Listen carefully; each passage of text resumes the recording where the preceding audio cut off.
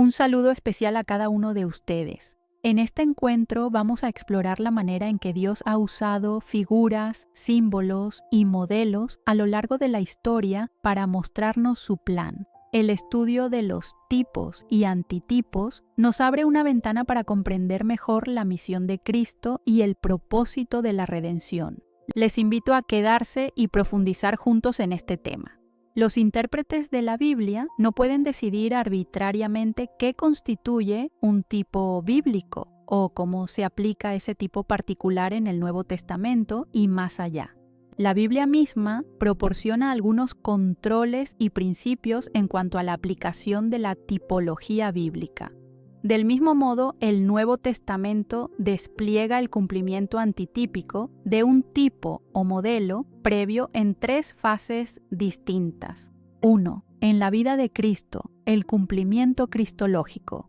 2. En la experiencia de la Iglesia, el cumplimiento eclesiológico. Y 3. Al final de los tiempos, el cumplimiento escatológico. Podemos encontrar estos tipos y antitipos en toda la Biblia. Ellos resultan muy útiles para mostrar a los lectores cómo entender las Escrituras y qué verdades enseña la palabra de Dios acerca de Jesús, la salvación y la esperanza última que tenemos. Observa los siguientes tipos o modelos que aparecen en el Antiguo Testamento, Israel, el Éxodo y el Santuario. ¿Cómo se cumple cada uno de ellos en las tres fases antitípicas? La cristológica, la eclesiológica y la escatológica. Israel, fase cristológica, Mateo 2:15. Y estuvo allá hasta la muerte de Herodes para que se cumpliese lo que dijo el Señor por medio del profeta cuando dijo: de Egipto llamé a mi hijo. Fase eclesiológica, Gálatas 16. Y a todos los que anden conforme a esta regla, paz y misericordia sea a ellos y al Israel de Dios. Y la fase escatológica, Apocalipsis 7:4 al 8 y 14. Y oí el número de los sellados, 144,000 sellados de todas las tribus de los hijos de Israel. De la tribu de Judá, 12,000 sellados. De la tribu de Rubén, 12,000 sellados. De la tribu de Gad, 12,000 sellados. De la tribu de Aser, 12,000 sellados. De la tribu de Neftalí, 12,000 sellados. De la tribu de Manasés, 12,000 sellados. De la tribu de Simeón, 12,000 sellados. De la tribu de Leví, 12,000 sellados. De la tribu de Isaacar, 12,000 sellados. De la tribu de Zulón, 12,000 sellados. De la tribu de José, 12,000 sellados. De la tribu de Benjamín, 12,000 sellados. Yo le dije: Señor, tú lo sabes. Y él me dijo: estos son los que han salido de la gran tribulación y han lavado sus ropas y las han emblanquecido en la sangre del Cordero. El Éxodo, la fase cristológica, Mateo 2, 19 al 21. Pero después de muerto Herodes, he aquí un ángel del Señor apareció en sueños a José en Egipto, diciendo: levántate, toma al niño y a su madre, y vete a tierra de Israel, porque han muerto los que procuraban la muerte del niño. Entonces él se levantó y tomó al niño y a su madre, y vino a tierra de Israel.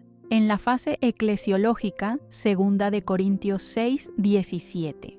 Por lo cual, salid del medio de ellos y apartaos, dice el Señor, y no toquéis lo inmundo, y yo os recibiré. Y en la fase escatológica, Apocalipsis 18:4. Y oí otra voz del cielo que decía: salid de ella, pueblo mío, para que no seáis partícipes de sus pecados, ni recibáis parte de sus plagas. El santuario, la fase cristológica, Mateo 261, Juan 1:14 y 2:21, Mateo 26:61, que dijeron: esto dijo: puedo derribar el templo de Dios y en 3 días reedificarlo. Juan 1:14, y aquel verbo fue hecho carne y habitó entre nosotros. Y vimos su gloria, gloria como del unigénito del Padre, lleno de gracia y de verdad. Juan 2:21. Mas él hablaba del templo de su cuerpo. En la fase eclesiológica, 1 de Corintios 3, 16 y 17 y 2 de Corintios 6, 16. 1 de Corintios 3, 16 y 17. ¿No sabéis que sois templo de Dios y que el Espíritu de Dios more en vosotros? Si alguno destruyere el templo de Dios, Dios le destruirá a él. Porque el templo de Dios, el cual sois vosotros, santo es. 2 Corintios 6:16. ¿Y qué acuerdo hay entre el templo de Dios y los ídolos? Porque vosotros sois el templo del Dios viviente, como Dios dijo: habitaré y andaré entre ellos y seré su Dios, y ellos serán mi pueblo.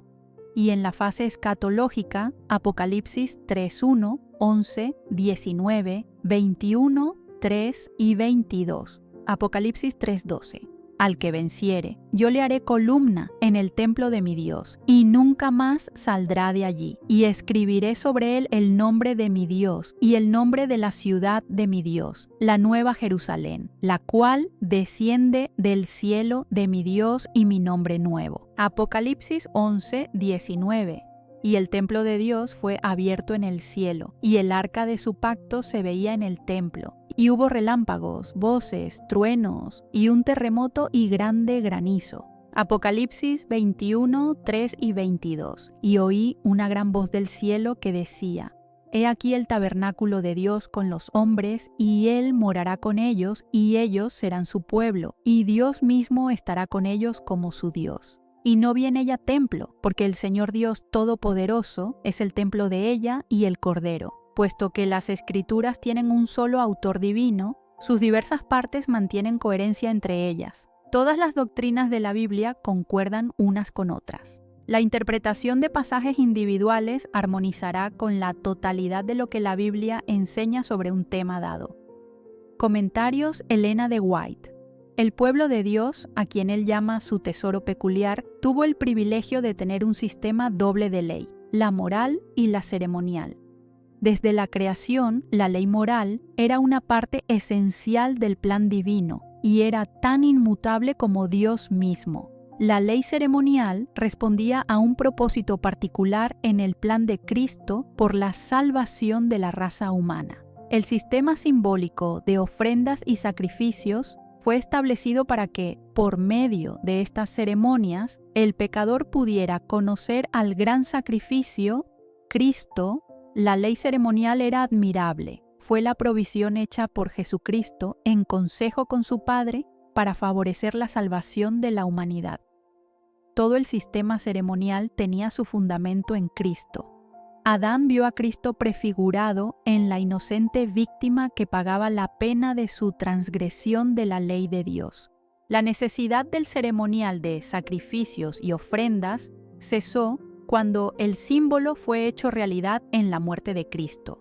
En él, la sombra alcanzó la sustancia.